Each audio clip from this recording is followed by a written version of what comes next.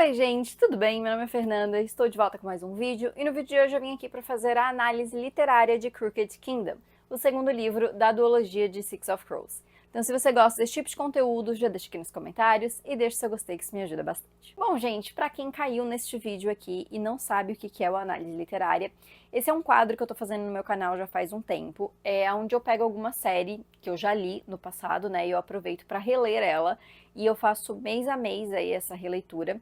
E depois de reler, eu venho aqui no canal e faço um vídeo, então, aprofundado, né, sobre a minha opinião do livro em si. Então, eu já fiz de Trono de Vidro, já fiz de Jogos Vorazes e estou fazendo agora do Grishaverse. Então, já saíram aí os vídeos da trilogia Grisha, são 3 vídeos, um para cada livro. Já fiz no mês passado Six of Crows, então agora estou finalizando a duologia de Six of Crows com o vídeo de Crooked Kingdom, e mês que vem eu inicio, então, a duologia de King of Scars. Então, assim, gente, esses são vídeos aprofundados, como eu comentei, né? Primeiro eu faço um resumo, que eu boto entre aspas, porque sempre fica bem longo, mas que eu basicamente relembro o que acontece, né, no livro, pra quem tá assistindo o vídeo e não lembra. E depois eu comento sobre personagens, sobre a minha opinião do livro, então eu vou falando aí sobre o que eu acho, né, do que acontece, o que eu acho que poderia ter sido diferente, enfim, coisas do tipo. Então, esses vídeos sempre têm spoilers referente ao livro que eu estou falando. Obviamente que pode ter referências de livros passados, porém eu não falo de referências futuras. Então, por exemplo, aqui eu não vou comentar sobre referências de King of Scars, e essa eu vou deixar pro vídeo do mês que vem mesmo, tá? Então vamos começar, gente, porque esse é um vídeo que normalmente fica bem comprido. Normalmente eu sempre tenho bastante coisa para comentar, o resumo em si sempre fica bem longo, então. Então se você quiser pular também a parte do resumo, aqui embaixo eu deixo certinho, né, separado a minutagem para você ir lá assistir. E eu vou deixar aqui no card também a playlist com os outros vídeos dos outros análises literárias, né, das outras séries. Mas então vamos lá, gente, vamos começar aí com a análise literária de Crooked Kingdom. O livro começa com Ratvenko, um Grisha que está trabalhando para pagar seu contrato e voltar para Ravnica. Ele trabalha em navios, usando seus poderes. Quando ele chega para trabalhar no que pode ser sua última viagem antes de quitar sua dívida, ele é surpreendido por Shus, que parecem ter sido modificados, e que o captura. Voltando para os protagonistas, temos o primeiro ponto de vista de Wylan, que está em uma casa de jogos, vendo Jasper e Kes apostar. Nina também está lá disfarçada, o que faz parte do plano deles. Apostando junto está Smith, que é advogado de Vanek. Nina e Jess conseguem distraí-lo o suficiente para que Kes, Wylan e Matthias vão até sua casa.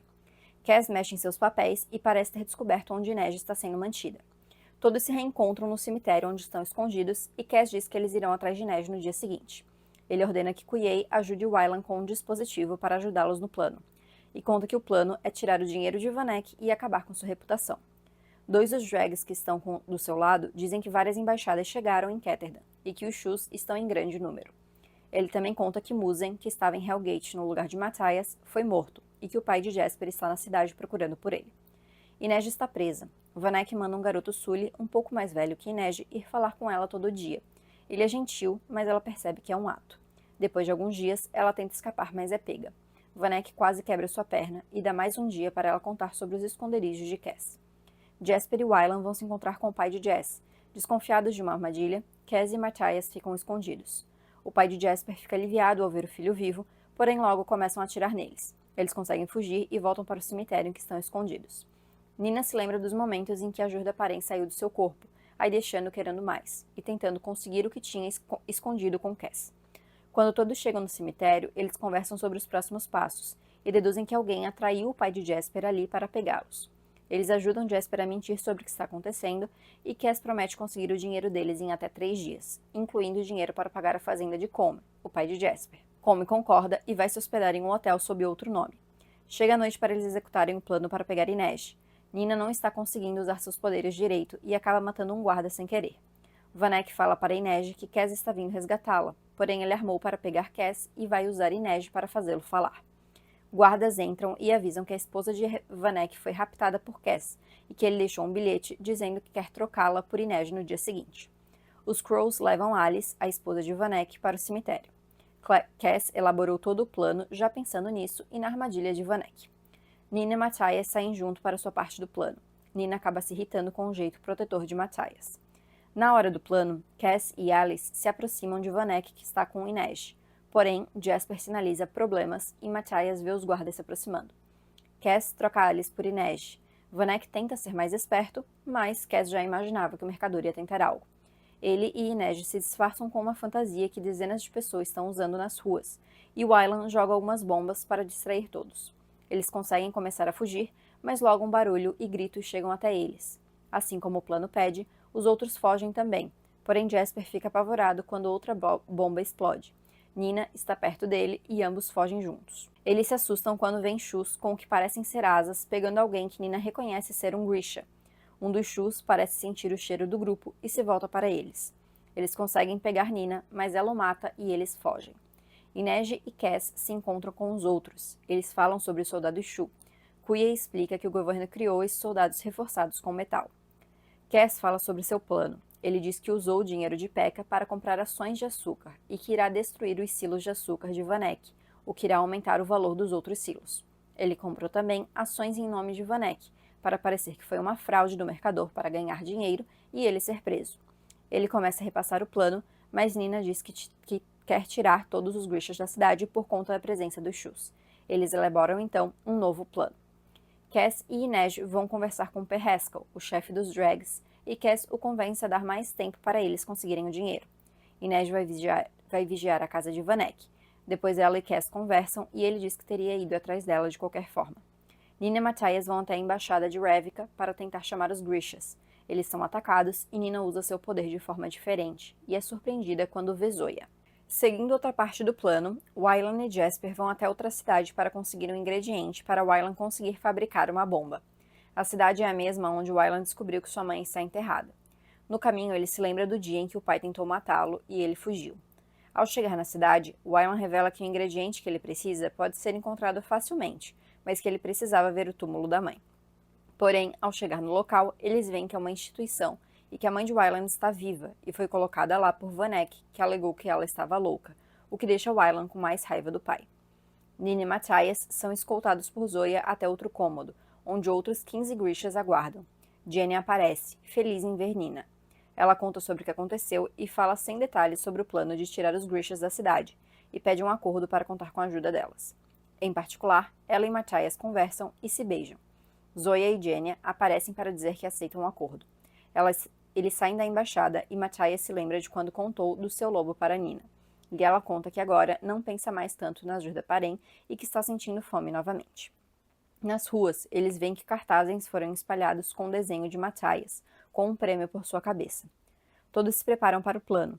Cass e Wylan irão até a casa de Vanek para conseguir o selo dele e falsificar as passagens dos Grishas. Nina e Inej vão até os silos de açúcar e Matthias, Jasper e Kuya vão se encontrar com os Grishas e levá-los até o navio. É revelado que Cass sabia da mãe de Wylan, mas quis que o mesmo visse para entender a pessoa que o pai era. Wylan, que antes pensava em ir junto com os Grishas, decide ficar em Ketterdam. Todos se despedem, e no cemitério ficam somente Jasper, Matthias e Kuya. Eles conversam, e Kuya diz que está tentando encontrar um antídoto para a Jurda Parem. Jess se lembra de sua mãe, que era uma Grisha também, que morreu salvando uma menina. No presente, uma janela é quebrada, os informando que eles têm companhia. Nina e Inej chegam aos silos. Elas conseguem seguir os planos, e Inej sobe no primeiro silo e consegue jogar o químico que Wylan preparou para destruir o conteúdo de lá. Ela atravessa do primeiro para o segundo silo, e se lembra de quando começou a se apresentar em altas alturas com a sua família. Ela coloca o químico no segundo silo, quando é atacada por alguém. Cass e Wylan conseguem entrar na casa de Vanek e roubam o seu selo. Cass aconselha Wylan sobre seu medo e vergonha por não saber ler. Antes que eles possam sair, eles são surpreendidos por P.E.K.K.A. Rawlins. No cemitério, Jasper e Matthias percebem que é a gangue de P.E.K.K.A. Rawlins os atacando. Matthias lidera Jasper e Kuya, fazendo ambos usarem seus poderes, e eles conseguem escapar. A garota que atacou Inej se apresenta como Dunyasha, a lâmina branca, e Inej percebe que a garota é melhor do que ela. Elas lutam e Inej acaba sendo ferida. A garota diz que foi paga por P.E.K.K.A. Rawlins e corta o fio em que estavam em cima. Rawlins conta que logo após Cass pedir dinheiro para ele ofereceu seus serviços para Vanek, que aceitou depois que Cass sequestrou Alice. Ele diz que armou para pegar todos do grupo. Cass pega a mistura explosiva que Wylan fez para abrir o cofre e joga no chão, fazendo com que o líquido corresse o chão e eles conseguissem fugir. Nina é cercada por membros da gangue de P.E.K.K.A.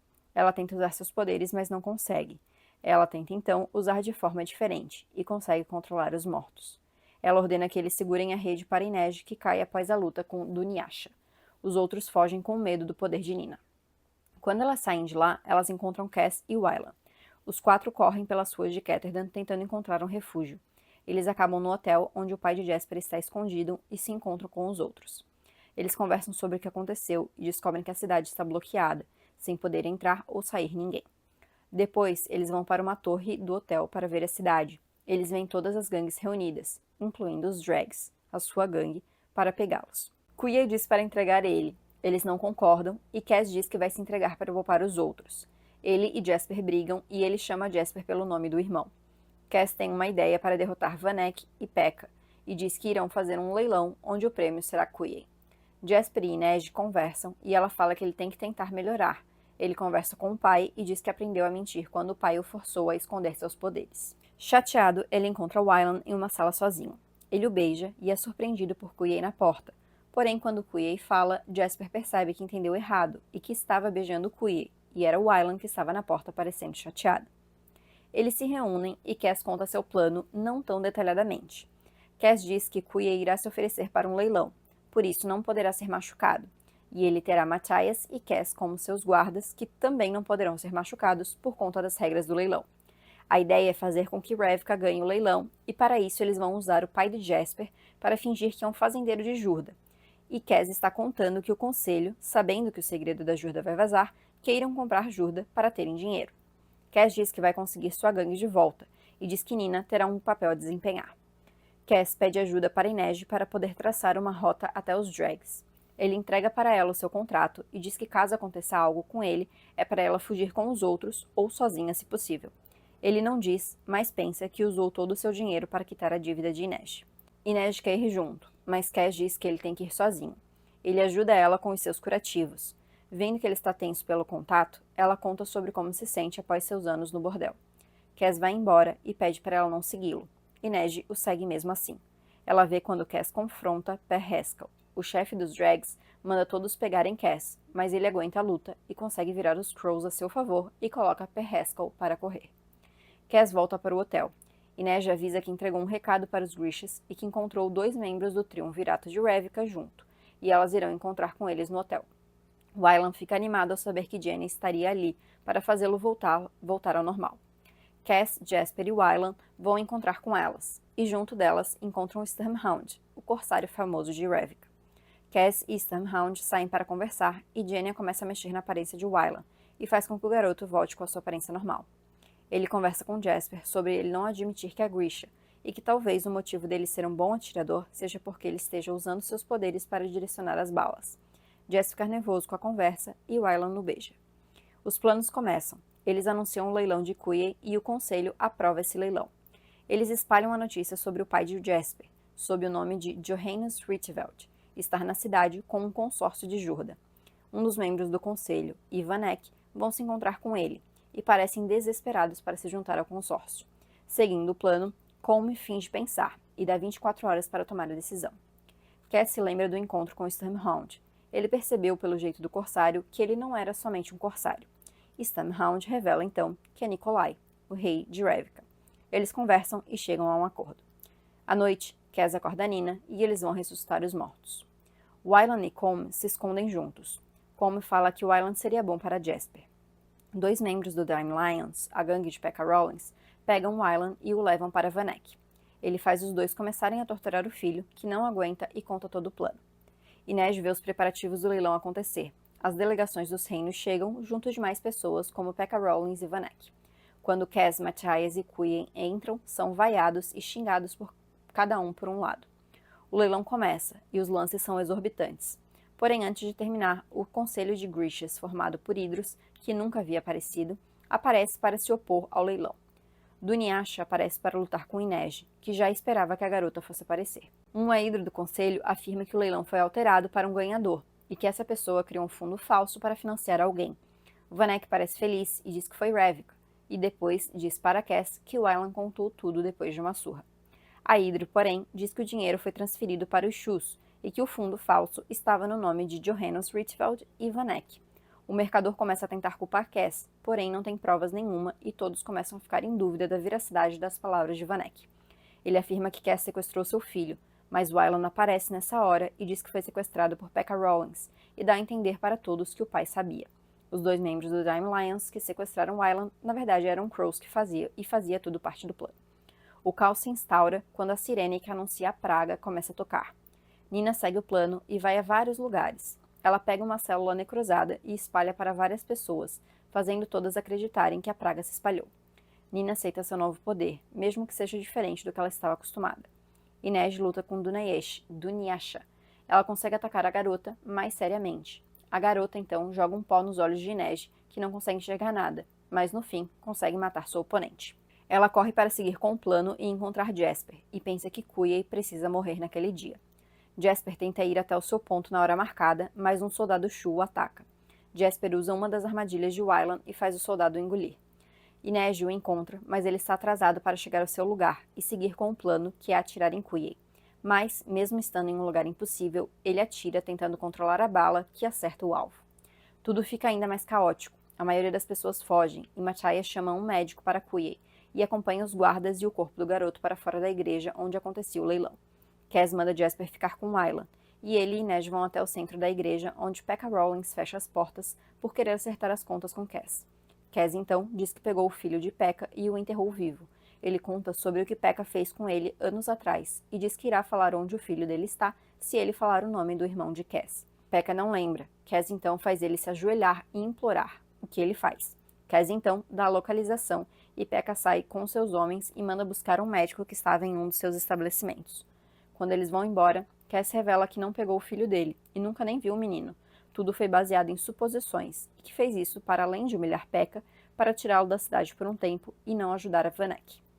Ele também revela que os lugares escolhidos para espalhar a praga foram alguns estabelecimentos de Pekka e o bordel de Tante Helene. Matthias acompanha os outros quando o médico declara Quayle morto. Ele pensa sobre como fingiram a morte do menino. Nina e Rotti se aproximam de barco disfarçados. Eles oferecem levar Quayle e o médico para o hospital e Matthias vai junto. Ao chegarem lá, eles dizem que não tem espaço e o médico vai embora. Porém, Matthias é surpreendido quando um Druskelly aparece com uma arma apontada para ele. Matthias tenta convencer o menino de que não vai machucá-lo, mas o garoto atira. Nina se encontra com Cass, Inej, Zoya, Jenya e Stamhound. Jenya está aplicando o antídoto que faz a pulsação de Quayle baixar, mas o menino não volta. Zoya usa seus poderes para fazer o coração dele voltar a bater. Os 3 dizem que Nina é bem-vinda em Revika, e Matthias também. Eles vão embora e Cass volta para a igreja para se encontrar com os outros. Nina se preocupa que Matthias está demorando. Ele acaba aparecendo, mas age um pouco diferente, e ela nota que ele levou um tiro. Ela fica desesperada e pede por Jurda Parem para conseguir curar Matthias, mas ele não deixa, e pede para ela prometer que irá tentar salvar os outros Druskellys. Ele diz para ela ir para casa e ser livre, e ter piedade do seu povo, e pede para ela enterrá-lo para que ele possa chegar ao seu Deus. Ele morre. Nina, desesperada, usa seus poderes para tentar fazê-lo voltar, mas Inej diz para ela deixá-lo ir. Matthias sonha com Nina uma última vez. Na igreja, a guarda prende Vanek. Ele continua dizendo que a culpa é de Cass, mas ninguém acredita nele. Vanek pede para Alice começar a cuidar da sua defesa para ele ser liberado, mas Cass aparece e diz que Wylan é seu herdeiro e que vai controlar tudo a partir de agora. Vanek diz que tirou ele do testamento há tempos, e Cass menciona que achava que ele tinha refeito depois deles terem se reaproximado. Tanto Wylan quanto Vanek entendem que Cass trocou o testamento verdadeiro por outro que colocava Wylan como seu herdeiro. Vanek diz para todos que Wylan não pode herdar nada, pois não sabe ler nem escrever. Wylan diz que pode provar que não é verdade, e lê um documento que ele já sabia o que estava escrito, provando que seu pai estava doido. Os guardas o levam embora, e os garotos convencem Alice a ir para a casa do lago. Eles vão para a casa que agora é de Wylan. Ele pergunta se Jess ficará com ele e o ajudará com os negócios do pai, e Jasper aceita. À noite os outros chegam, porém eles ficam surpresos e tristes ao ver o corpo de Matthias. Eles se organizam para seguir seus caminhos. Nina irá voltar para Revika, mas só por um tempo, e depois seguirá para Fidjerda para poder enterrar Matthias. Cass conta que deixou somente 40 milhões de crudes nos cofres dos Shus para incriminá-los, e pegou os outros 30, que era o que Vanek havia prometido. Ele diz que a parte de Matthias ficará com Nina. Eles se despedem. Nina, Quayle e o pai de Jasper saem dali escondidos, e Cass some sem dizer tchau. Semanas depois, Cass está liderando os Dregs. Inej está ficando na casa de Wylan, que agora está tentando liderar os negócios do pai. Ele trouxe a mãe para casa e deu um fundo pequeno para o pai se defender, mas o caso dele parece ser mais sério do que se imaginava e não terá fiança. Pekka Rawlings não voltou mais para a cidade, mas Cass sabe que eventualmente ele estará de volta e irá querer vingança. Ele recebe uma carta com o selo de Ravnica. Ele queima e escreve uma nota, mas prefere entregar presencialmente. No caminho, o Real Conselho dos Grishas aparece, visto que o que apareceu no leilão eram os Grishas refugiados disfarçados, seguindo o plano de Cass. Eles ameaçam Cass para saber sobre Quaye, mas ele afirma que o garoto está morto e vai embora. Inej encontra no quarto que está ficando uma nota de Cass, marcando um encontro no dia seguinte. Ela vai encontrá-lo e ele mostra para ela um navio chamado The Wraith, que ele comprou para ela.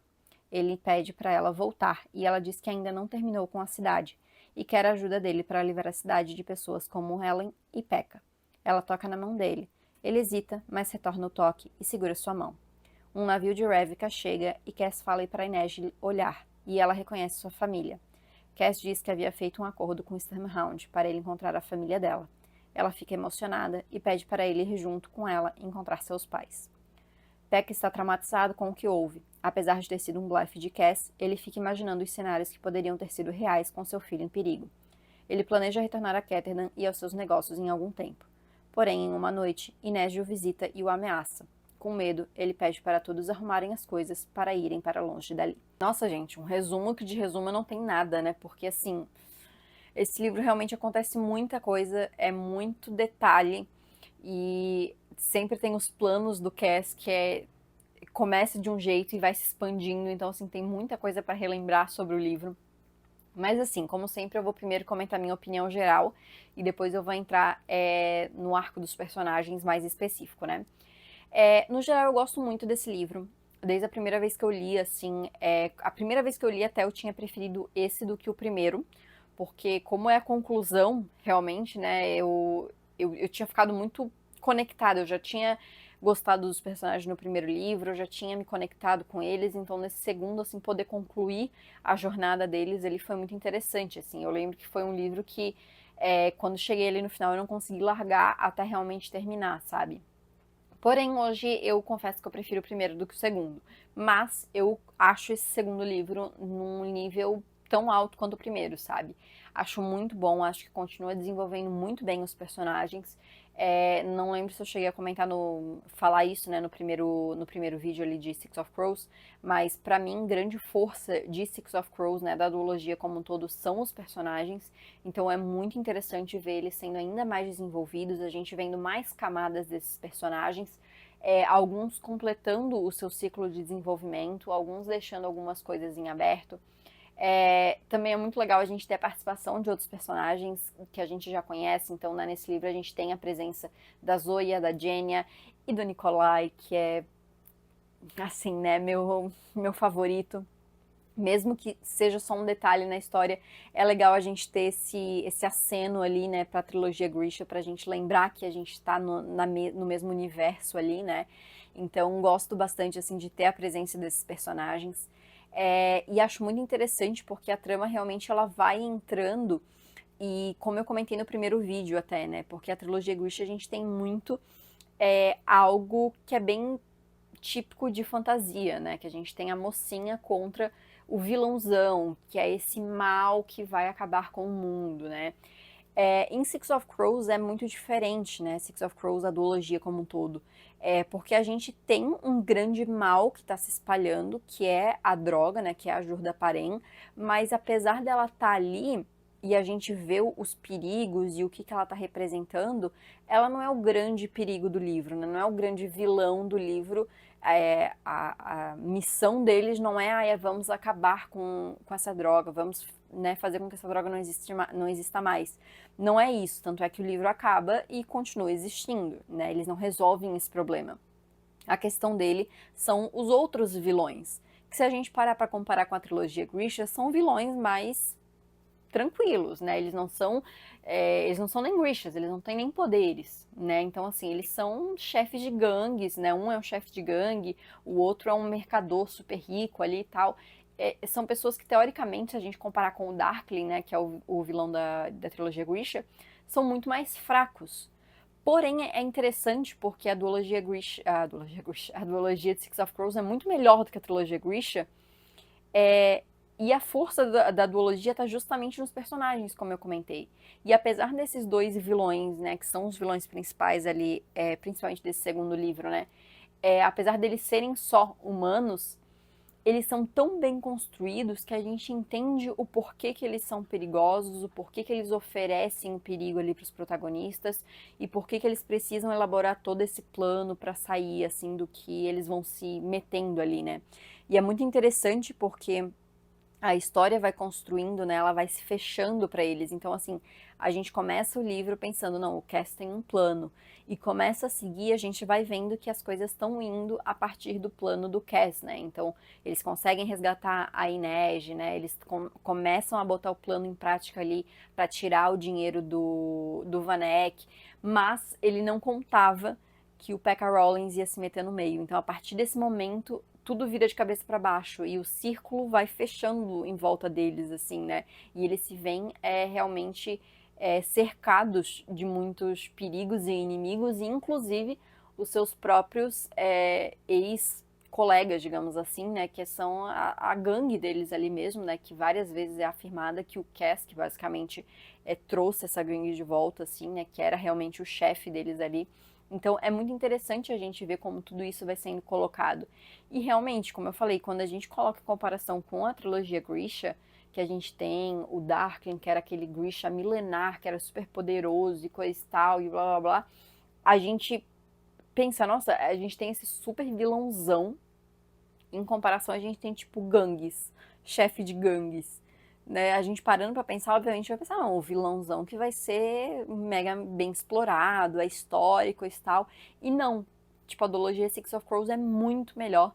E apesar desses vilões não serem tão poderosos, né, quanto o vilãozão poderoso, né, da trilogia Grisha, eles são muito mais bem construídos e muito mais bem desenvolvidos, e eles encaixam muito bem com a trama. Então é muito interessante ver como isso vai sendo desenvolvido, e como os personagens vão reagindo conforme as coisas vão acontecendo, especialmente o Cass. Eu vou falar separado sobre os personagens, né? Então eu já vou entrar no que acontece no arco de personagem deles como um todo. Mas assim, eu acho muito interessante como a história vai avançando e como a gente, como leitor, a gente, ao mesmo tempo que a gente sabe de algumas coisas, outras a gente vai descobrindo junto com a história. Então, assim, começa o livro e a gente sabe que o Cass tem um plano. A gente sabe uns detalhes do plano, mas a gente não sabe tudo. Então, quando tem, já no primeiro momento, né, que eles vão libertar a Inej, e o Vanek fala que armou, né, fez toda ali uma armadilha para pegar o Cass e coisa e tal, você pensa, meu Deus, eles estão indo para lá, como é que isso vai acontecer? Aí primeiro twist. Não, pera, o Cass não tá indo buscar a Inej, ele tava indo raptar a Alice. Porque ele sabia que o. Sabe? Então você, tipo, ah, não, beleza, a gente tá junto com eles, a gente sabe que eles vão captar, vão tentar resgatar a Inej. E aí, logo em seguida, não, pera, eles não estavam tentando resgatar a Inej. A narrativa enganou a gente para fazer a gente acreditar nisso, né? Então eu acho que ali, a Leigh Bardugo, né, ela faz isso muito bem. Ela consegue levar a gente na história, fazendo a gente entender o geral do plano, o que eles vão tentar fazer ali, mas a gente só vai entender realmente o que vai acontecer quando estiver acontecendo. É a mesma coisa no final, ela faz isso muito bem nesse final, né? Primeiro fazendo o Aylan ser capturado, e aí o Aylan conta tudo. E aí você pensa, meu Deus, o Aylan contou o plano todo, e agora como é que vai ser? Aí chega ali, não, pera, isso era parte do plano do Cass também, sabe? E você vai vendo todo o que ele vai fazendo. Nossa senhora, é genial quando a gente vai descobrindo que todo detalhezinho que acontece no final é parte do plano do Cass, né? Óbvio, tem algumas coisas que acabam saindo do controle, mas assim, no geral fazia tudo parte do plano do Cass. E a gente vai entendendo junto com outros personagens, né? Tipo, tal qual o Vanek, a gente não sabia que o Wylan ser pego, coisa e tal, era um plano, né? Então, assim, a gente vai entendendo e eu acho isso muito legal, assim, né? Eu particularmente gosto nem quando entrega muito, nem quando entrega pouco, sabe? Eu acho que tem que ser nessa medida. A gente tem que entender o básico para saber o que está acontecendo, mas a gente também tem que ter as surpresas para ir descobrindo no momento certo, sabe? E eu acho que tanto Six of Crows quanto o Crooked Kingdom tem na medida certa, principalmente Crooked Kingdom, que é um momento realmente que os planos começam a acontecer e a gente tem essas viradas, sabe? Então, assim, gente, eu gosto muito de Crooked Kingdom. Eu tenho um detalhe particularmente que eu não gosto muito sobre esse final, mas no geral eu gosto, tá? Eu dou 5 estrelas pra ele porque realmente eu gosto. Mas tem esse detalhezinho que quem leu já sabe o que que é. Que assim, de início eu meio que pensava não faz sentido, e em parte até faz sentido, mas é porque eu não gosto por conta de outras coisas. Enfim, eu já vou falar sobre isso, tá ficando confuso, né? Mas assim, gente, como eu falei, no geral eu gosto, eu acho que é uma ótima sequência e uma ótima finalização pra duologia. É uma pena, porque assim, eu gosto muito desses personagens e eu acho que ali a melhor escrita dela é com esses personagens. Então, assim, eu acho que se ela tivesse escrito mais sei lá quantos livros deles, eu ia ler felizaça, assim. Mas não tem como dar sequência também por conta dos acontecimentos finais, né? Eu acho que ficaria bem estranho também. Mas enfim, gente, vamos começar a falar então sobre os personagens mais específicos, sobre os seus arcos de desenvolvimento aí, pra também eu não demorar muito aqui, porque eu já tô falando bastante. Bom, vou começar então a comentar sobre os personagens, os arcos dos personagens, e assim como eu fiz no primeiro vídeo, eu vou separar pelos casais aqui, que eu acho que fica mais fácil de comentar, né? Vou começar falando sobre o Jasper e o Wylan. O Wylan era o único dos 6 que a gente não teve ponto de vista no primeiro livro, e nesse segundo a gente tem, inclusive o livro começa com o ponto de vista dele. Acho que é muito interessante a gente não ter o ponto de vista dele no primeiro livro, eu até acho que comentei isso no primeiro vídeo, porque tem algumas coisas que se a gente tivesse o ponto de vista do Wylan, a gente ia ter descoberto muito antes, porque não ia ter como ali omitir isso da narrativa, né, da escrita ali dele, né. Então acho que é interessante deixar para esse livro. E nesse livro a gente tem muito sobre o passado do Wylan, né, a gente consegue entender muito mais do personagem, então a gente vê esse passado dele com o pai, esse relacionamento tóxico, né, dele com o pai dele, o momento que ele foge ali realmente, né, quando o pai tenta matar ele. Então, acho muito interessante também que a gente tem um momento que ele vê o Jasper pela primeira vez, que ele conhece o Cas e a Inej. Então, assim, acho legal para construir esse passado do Wylan.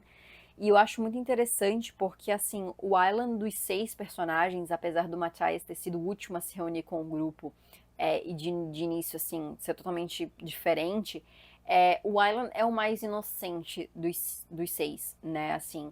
Apesar dele ter sofrido bastante, né, durante a vida inteira dele com o pai e com esse relacionamento extremamente abusivo ali dentro de casa e tudo mais, o Wylan ainda tinha muito dessa inocência porque ele tinha muitos privilégios dentro da casa dele, né? Ele ainda assim era um filho de um mercador rico. Então, assim, ele, apesar de sofrer esses abusos psicológicos, né? Que pode ser tão ruim quanto, tá, gente? Não estou falando que não. Ele ainda tinha muito dessa inocência de não ver as coisas acontecendo nas ruas, né? Não ver o lado feio da cidade, digamos assim, né? E a gente vê muito o Wylan entendendo isso no primeiro livro e ele ainda assim sendo contra algumas coisas, e a gente ainda vê um pouco disso nesse segundo livro, mas nesse segundo livro ele vai entendendo um pouco melhor e principalmente aceitando um pouco mais sobre quem o pai dele realmente é, apesar dele já saber, né, a gente tem um momento que ele descobre ali que a mãe dele na verdade está viva e o pai dele mentiu esse tempo todo, né, anos e anos para ele ali, que é o momento que ele realmente entende que o pai dele não tem, tipo, desculpa, não tem salvação, né? E que realmente o pai dele é um monstro completo, né? Quem faz isso com pessoas que ele deveria proteger, deveria, né, amar e não tem salvação, né? Então acho que é um momento importante ali, essa virada de chave ali pro Wylan realmente entender o que ele precisa fazer e realmente o plano todo, né? E enfim. E até o momento que ele decide ficar em Ketterdam, porque até então inicialmente ele ia sair da cidade, né, até por questão de segurança, enfim, mas ele decide ficar até para ter certeza de que eles vão conseguir derrotar o pai, assim, né. E o papel dele no final é muito interessante, né. Quando eu li a primeira vez, eu comentei ali da narrativa enganar a gente, e quando eu li a primeira vez realmente me enganou, porque eu pensei, putz, tadinho do Island, sabe? E nem de culpar o menino, sabe? Pô, falou, contou que é o plano e tal, porque você meio que entende, né? Ele tem toda essa questão, esse relacionamento, como eu já falei, tóxico com o pai e tal. e ele pensa, né, eu vou ser corajoso como a Nina, como a Inês e tal, e no final, ele pensa, né, no final ele não era nenhum deles, ele era só o Aylan, então ele contou tudo. Dá uma dosinha, assim, porque depois quando a gente vê tudo, né, quando a gente sabe a história toda ali, que era um plano e tal, a gente vê que ele foi corajoso pra caramba, né, porque não dava pra saber o que, apesar de que os dois que pegaram ele eram os Drags ali, né, eram os Crows, não dava pra saber o que o pai dele ia fazer, né? Então, assim, ele foi bem corajoso esse tempo todo. Eu gosto muito do Aylan, eu acho que ele é um personagem que cresce muito na trama. E a gente tendo o ponto de vista dele nesse livro, eu acho que ajuda muito a gente entender muito do personagem, né? E também tem o relacionamento dele com o Jasper nesse livro. Mas eu vou comentar primeiro do Jasper antes de falar sobre o relacionamento mesmo. O Jasper também tem um desenvolvimento interessante nesse livro, porque a gente explora um pouco mais sobre a questão dos vícios dele, da relação dele com seus poderes Grishas, da relação dele com o pai, né? Até tem um momento que eu não lembro qual dos outros 5 que comentam que tá vendo, tipo, o Jasper com o pai dele, eu acho que é a Nina, e tipo assim, ela se toca que ele é o único que ainda tem uma família para voltar, né? Um pai que tá ali presente, que ama, que se importa, tal.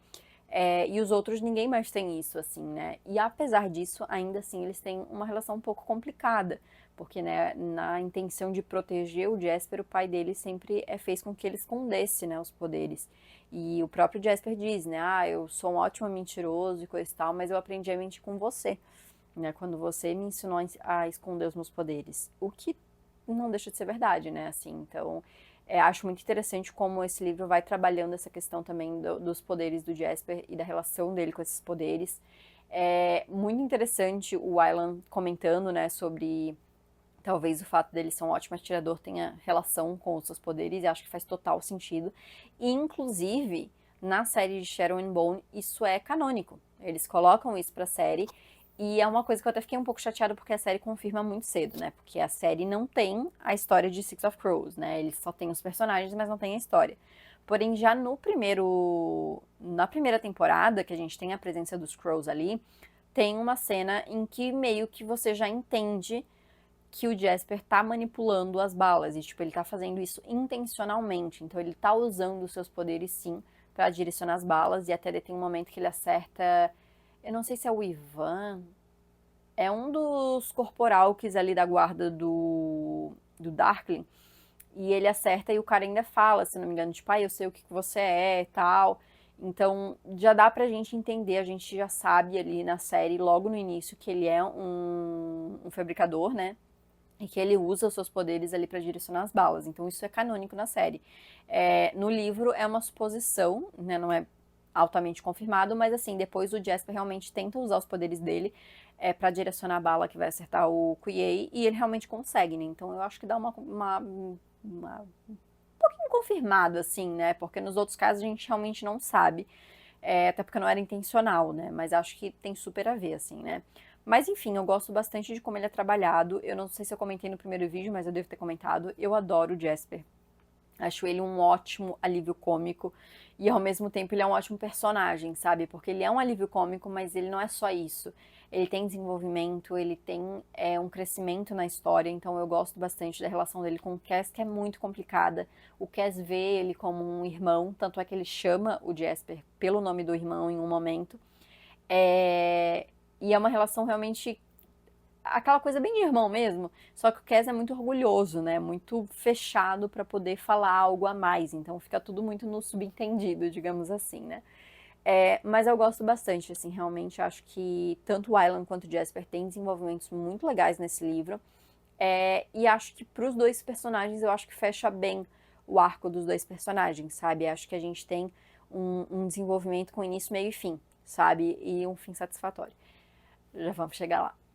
Mas acho que fecha bem ali, sabe? Os dois ficam juntos e eles têm um futuro ali, mas assim, ao mesmo tempo em que daria pra voltar e a gente ver esses personagens, a gente também não tem essa necessidade, porque a história deles e o arco de personagem deles já foi concluído de um modo bem satisfatório. Sobre o relacionamento deles, amo, shippo muito desde o primeiro livro, sobre, né, daqueles momentinhos de flerte dos dois ali.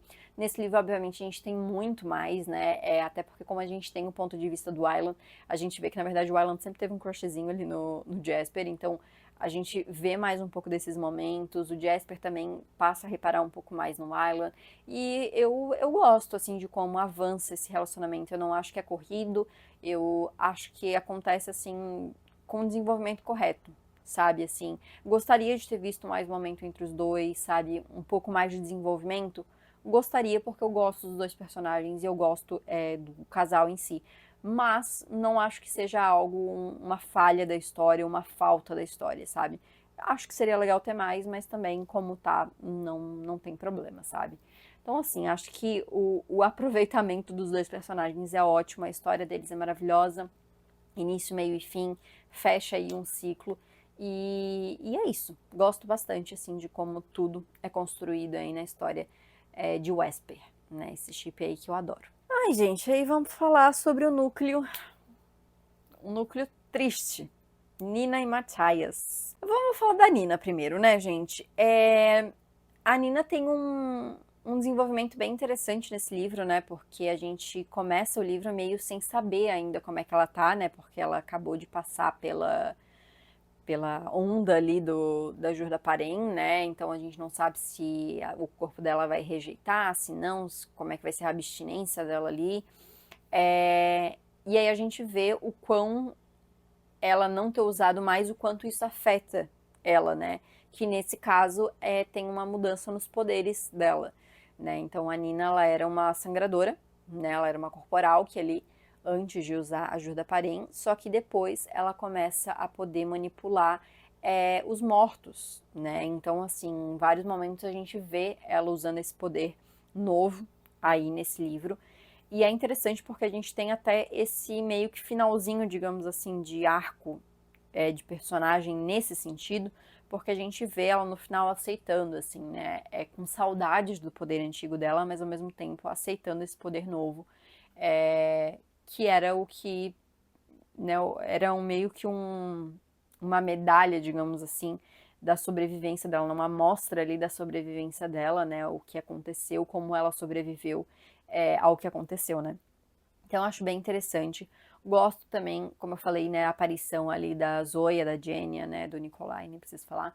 Mas gosto o quanto isso traz esse lado da Nina, né, dela querer voltar para casa e, né, o quanto é importante para ela ser uma Grisha e ser uma soldado ali do segundo exército, né. Então, acho isso bem interessante, assim, gosto dessa relação dela com esses personagens. Vou dar um mini spoiler, que não é um spoiler, né, gente? Mas eu já vou adiantar que não acabamos de ver Nina Zenik, tá? Ela volta na duologia de King of Scars, o que é algo que bem previsível diante do final, né, do livro, porque de todos os 6 personagens, a Nina é a única que não tem um final redondinho, né? Porque todos os outros acabam tendo um arco de personagens completos. Que, como eu comentei no Jasper e no Wylan, a gente até poderia voltar para eles, e eu acho que teria história ainda para contar deles, mas a história deles está fechada, né? Não tá bonitinha ali. A Nina não, a Nina fica em aberto, né? E até no final ela fala que ela vai voltar para Ravnica por um tempo, mas que depois ela vai seguir o caminho para realizar ali o último desejo do Matthias, né?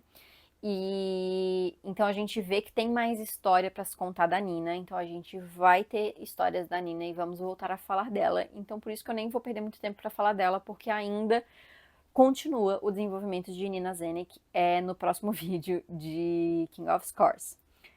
E aí temos Matthias. Gente, eu comentei até no primeiro vídeo, né, que quando eu li pela primeira vez, eu não era tão fã do Matthias em si. Achava, tipo, foi um personagem que eu passei a gostar um pouco mais, mas assim, não ligava tanto assim pra ele. O casal achava bonitinho, mas não era aquela coisa tal. Mas, nas últimas releituras, eu me apeguei bastante ao casal, ao personagem. Então, essa foi a minha terceira releitura de Six of Crows, né? Então, nas minhas últimas 2 leituras, eu sofri bem mais pelo que estava por vir, né? No primeiro livro, ali no primeiro vídeo, né, de Six of Crows, eu comentei que os dois terminaram juntos, bonitinhos, tal, meio que felizes. E na hora que eu falei, eu pensei, cara, o próximo vídeo vai ser bem diferente, né? Quando eu li pela primeira vez, eu não esperava da morte do Matthias, porque é aquela coisa, tal qual o Aylan comenta, né, depois que eles veem ali, né, o Matthias tal, o Aylan fala, né, eu achava que todos nós íamos conseguir, né, não, minto, ele fala, era pra todos nós termos conseguido, algo do gênero. E era isso que eu esperava. Eu sei que, tipo, faz parte, né, com tudo que aconteceu, casualidades acontecem, isso traz até mais realidade pra história. Mas, honestamente, gente, dane-se realidade, é um livro de fantasia, entendeu? Aí eu vou trazer spoilers de trilogia Grisha, tá, gente? Porque eu já falei sobre, então, assim, eu entendo que se você tá aqui é porque você já sabe pelo menos alguma coisa sobre trilogia Grisha, ou se você não sabe, você não liga. Então, assim, que é a maioria das pessoas. Mas, assim, aí eu fico pensando, Li Bardugo, você teve a oportunidade de matar um personagem extremamente chato em trilogia Grisha, você matou e trouxe ele de volta.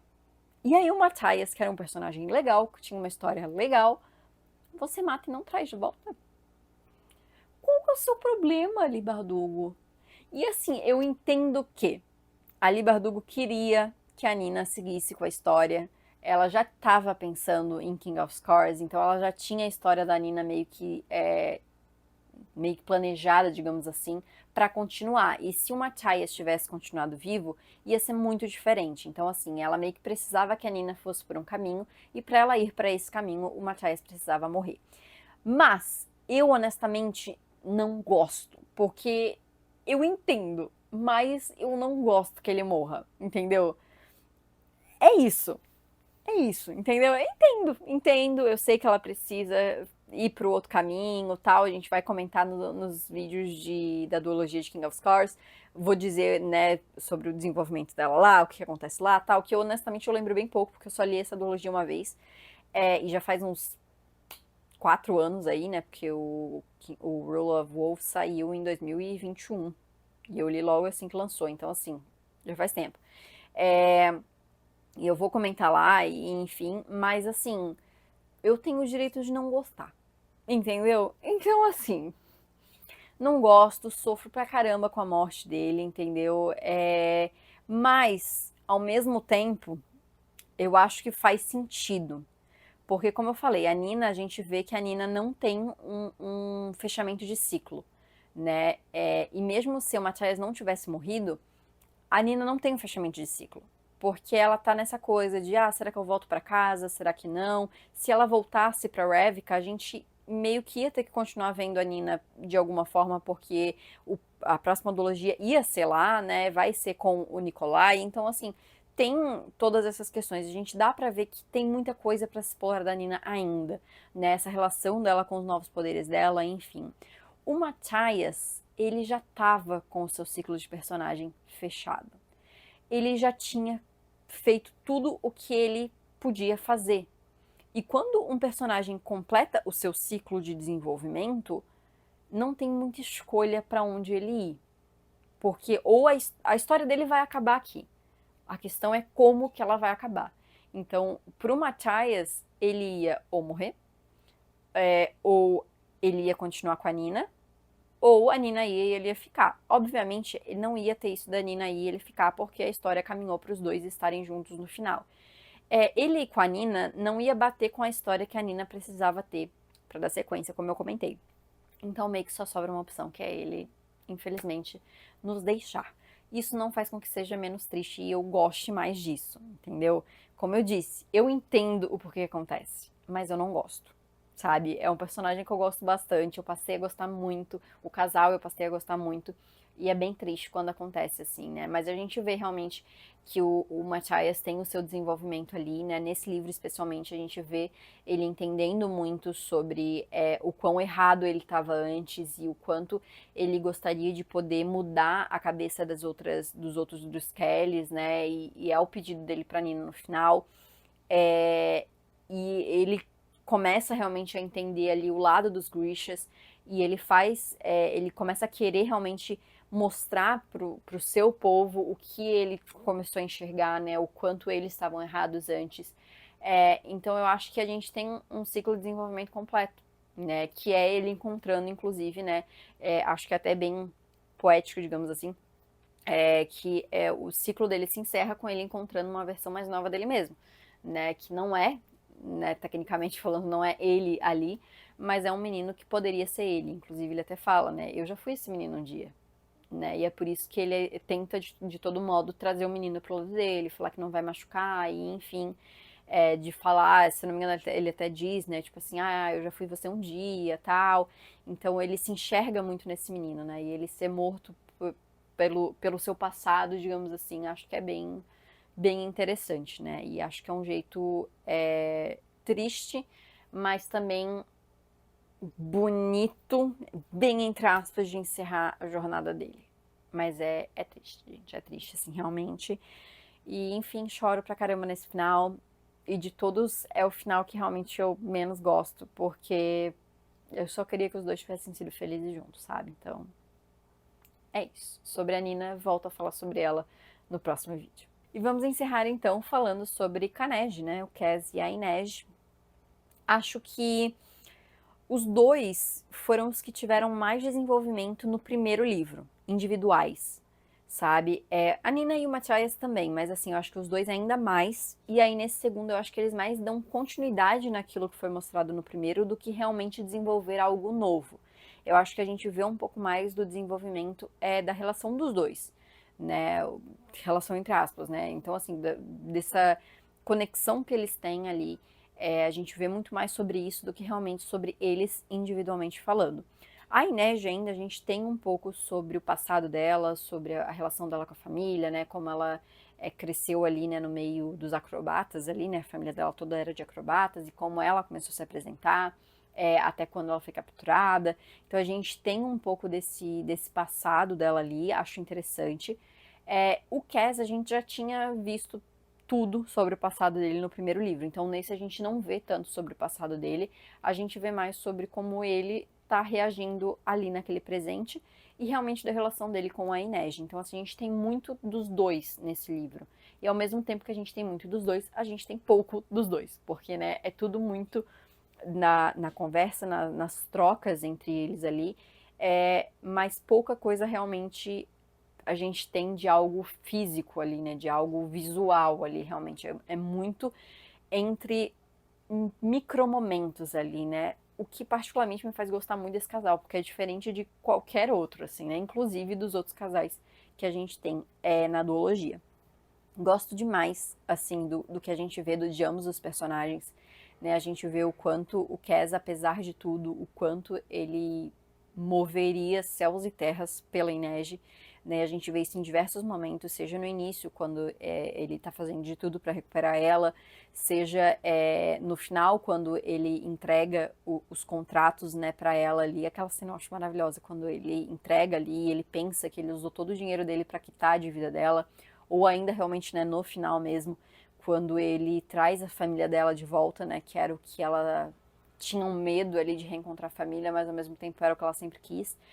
Então a gente vê em todos esses momentos, assim, né, o quanto ele se importa e o que ele faria por ela, né. E ao mesmo tempo a gente vê do outro lado também, né, a Inej em vários momentos, seja ela respeitando ali o que o Kes pede, né, que é no momento que ele está confrontando ali os drags, né, que ela não interfere por entender que ele tinha que fazer aquilo, seja no final por ameaçar o Pekka Rollins, né, que é o que faz realmente ele ir embora e nunca mais voltar. A gente tem muitos desses momentos que não é nem entre os dois, né, é o que um faria pelo outro, mas a gente não tem essa troca realmente. A gente tem poucos momentos de troca de algo realmente, de conversas ali, mas todas muito interessantes, muito bonitas, assim. Eu gosto muito, assim, de como isso é desenvolvido, sabe?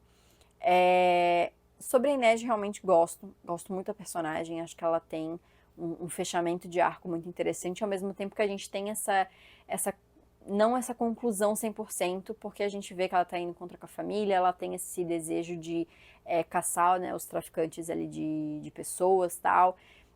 ela fala ali com o Cass no final, de querer a ajuda dele para livrar a cidade de pessoas ruins ali, né, como a Helen, como o Pekka Rollins, enfim.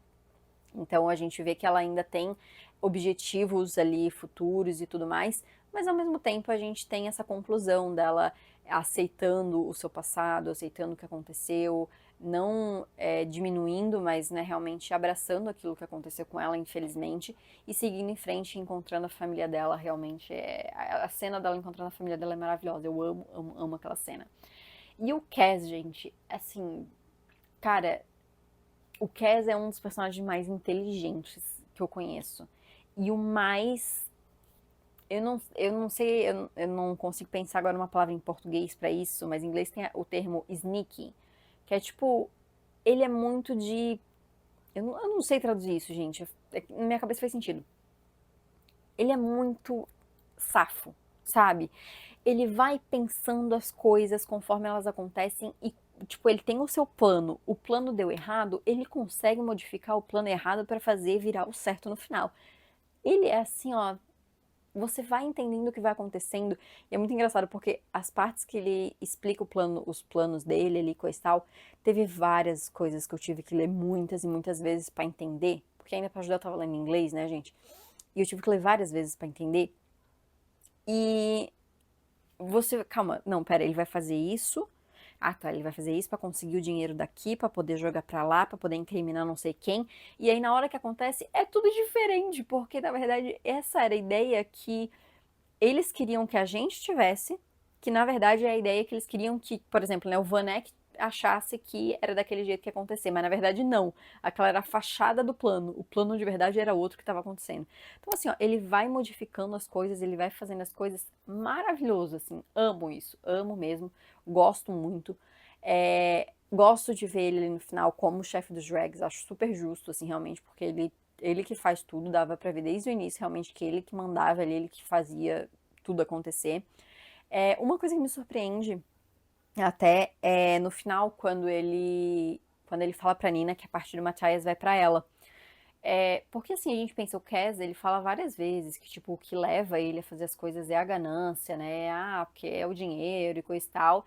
E ele facilmente poderia ter pego aquele dinheiro que sobrou do Matthias e dividir entre todos eles, ou pegar só pra ele.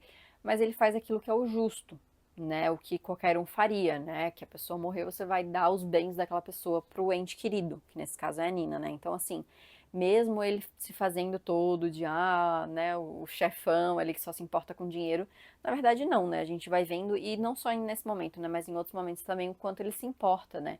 Então a gente tem momentos dele com o Aylan também, dando uns toques pro Aylan, né, falando pra ele não se envergonhar da questão de não saber ler, não saber escrever, coisas do tipo, então a gente vai vendo um pouquinho desse outro lado do Cass, por mais que seja mínimo, né, então assim, eu gosto bastante, é um personagem que eu acho demais, ele é um anti-herói mesmo, né? Porque obviamente não dá pra dizer que ele é um mocinho 100%, porque ele também tem ações bem duvidosas, mas é justamente por ele ser um anti-herói, por ele ter ações duvidosas, que faz ele ser um personagem incrível. Se ele não fosse assim, eu acho que não ia ter como, sabe? Então, assim, eu gosto muito mesmo desse personagem. Acho que ele tem um desenvolvimento nos dois livros muito incrível, assim. E eu gosto bastante de como fecha a história dele. Como eu falei, assim como a Inês, ele também, ao mesmo tempo que fecha o arco dele, ainda assim tem espaço pra gente ver um pouquinho mais, né? Então, é, eu gostaria de voltar. E tem rumores aí de que poderia ter um livro futuro aí, voltando com esses personagens, né, de Six of Crows, menos o Matthias, não sei se a Nina também, mas enfim. Mas pelo menos esses personagens, eu vou dizer que eu não ia desgostar não, sabe? Eu ia gostar muito de ver esses personagens. Por mais que ia ser estranho não ter todos os 6 ali, mas eu acho que ia ser bem interessante, assim. Então, mas é isso, gosto bastante, gosto de como ficam as coisas, acho que para os dois ali, especialmente, não tinha como levar para um caminho diferente na questão do relacionamento dos dois. Eu acho que da maneira que termina é muito satisfatório, sabe? Assim, acho que faz muito sentido dada a história de ambos, né, e o desenvolvimento de ambos, assim, acho que é até muito mais do que aquilo que eu imaginei quando eu comecei a ler Six of Crows. Então, gosto bastante e espero, de repente, né, no futuro aí que a Lee Bardugo volte a escrever e a gente possa voltar a ver esses personagens. Bom, gente, sobre a série, não temos mais o que comparar, né? Porque não tem, como eu já tinha comentado no outro vídeo, né? A série, ela para na segunda temporada de Shadow and Bone, da trilogia Grisha. Ela completa a trilogia Grisha e ela deixa tudo encaminhado para Six of Crows. Porém, ela já adianta algumas coisas, né? Por exemplo, o relacionamento de Jasper e do Dylan já é trazido na segunda temporada de Shadow and Bone. Já adianta pra caramba, né? Que é uma das coisas que eu comentei, que ao mesmo tempo que eu fiquei muito agoniada quando aconteceu, porque eu pensava, não é assim que acontece no livro, já estão adiantando muito, ao mesmo tempo, agora eu fico pelo menos aliviada que a gente viu acontecer, porque, né, como foi cancelada, a gente não ia conseguir ver de outra forma. Uma coisa que me deixa tranquila de ter sido cancelada é que pelo menos a gente não vai ver a morte do Matthias. Então, assim, pelo menos na série ele continua vivo, gente. Olha só que coisa. Mas ao mesmo tempo ele e a Nina não se reuniram, né? Então, enfim, prós e contras aí que a gente tem que levar em consideração. Mas enfim, gente, eu vou, como eu falei, já no mês que vem iniciar a releitura, né, de King of Scars e vou trazer então a análise de King of Scars. Como eu comentei também, eu só li essa duologia uma vez. Eu li King of Scars no final de 2020 e Rule of Wolves em 2021, quando lançou. Eu lembro de algumas coisas, eu lembro até de bastante coisa, assim, mas mais do enredo geral, sabe? Eu não lembro muito de detalhes. Eu sei que tem algumas coisas que eu gosto, tem outras coisas que eu não gosto muito. A gente tem três pontos centrais, né? Três enredos ali centrais da duologia de King of Scars, então vamos ter mais algumas coisas para trazer aí. Mas é isso. Tô com um pouquinho pé atrás em relação a alguns enredos específicos. Mas outros vai ser muito bom rever aí, né? Principalmente, como eu já falei, a história do Nikolai, que é o meu personagem preferido do Grishaverse. Então, fico animada em poder rever esses personagens e reencontrar essa história alguns anos depois, ali só lembrando algumas coisas básicas. Mas então era isso, gente. Essa foi a análise literária de Crooked Kingdom, o segundo e último livro da duologia de Six of Crows. Como eu já falei, mês que vem volto então com King of Scars. Deixa aqui nos comentários o que vocês acharam, se vocês gostaram ou não, quais são as suas opiniões em relação a esse livro. Deixa aqui também o seu gostei, que isso me ajuda bastante. Se inscreve no canal se você ainda não é inscrito e não esquece de ativar o sininho para não perder as notificações. E me segue também no Instagram e no TikTok para não perder os meus outros conteúdos. Então é isso, gente. Muito obrigada por ter assistido e a gente se vê no próximo vídeo.